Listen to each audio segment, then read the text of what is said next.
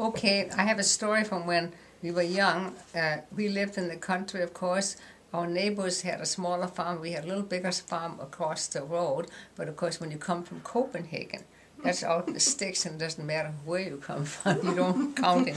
You're just hillbillies, more or less. But anyways, our neighbors had a party. It was probably a confirmation or silver wedding or something like that. We were all invited, and their aunt came from Copenhagen with her son, who was I think he was a student at the university. He was studying history or whatever he was studying, but he was very obviously not happy to be with these hillbillies.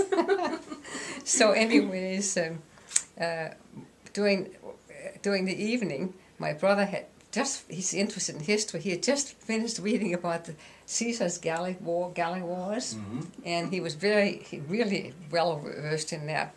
And somehow they started talking about history, and I'm sure this young man didn't think my brother would know anything. Yeah. So they got to talk about Caesar's wars, and Henry would just run off and tell him all about it, and he was so impressed. He could not understand that somebody out in the country would know anything about that. That's where you get this from. Yeah, but my brother just chuckled. But anyways, the other story in this respect was his mother. She came from Copenhagen, and my neighbor, she was very much down to earth. She said, she dyes her hair. So it comes from both sides. That's what you learn everything from. Yeah. So, anyways, that's the end of my story for now. Thank you.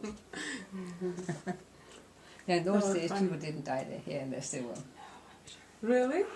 Oh no, It was in the 40s. Oh, okay. Yeah, 50s maybe.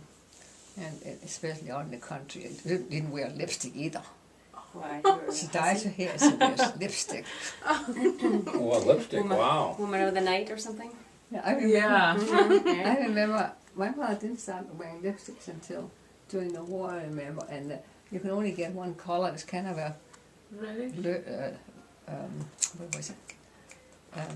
Purple almost. Oh, goodness. Yeah. And of course it was a bright red They too. were radical. Yeah. No, and a bright red.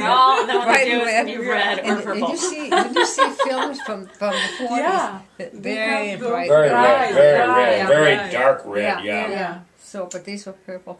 Some of those, and that was one of the lipsticks. And there wasn't many different shades either in those days. No, there wasn't. I remember, this is so childish. I remember I had an argument with this daughter in that family, and her mother did not wear lipstick, I'll tell you that much. And I don't know what's in the argument, like I said to her, well, my mother wears lipstick. And I can't remember, she retorted something not very nice, I guess. Right, about your mom. When you wear lipstick, you're not nice. The worst insult Little risque almost. Yeah. But that reminds me about a story from Hampton Street. We lived over there. Across the street was the Hildebrand family, and next to us was the Coor family. And Patty Coor was our babysitter. She's also not being Tanya's best friend, and our best friend, actually, the whole family. But anyways, they had a fighting shouting match. They had a shouting match across the street between the Hildebrand kids and Patty.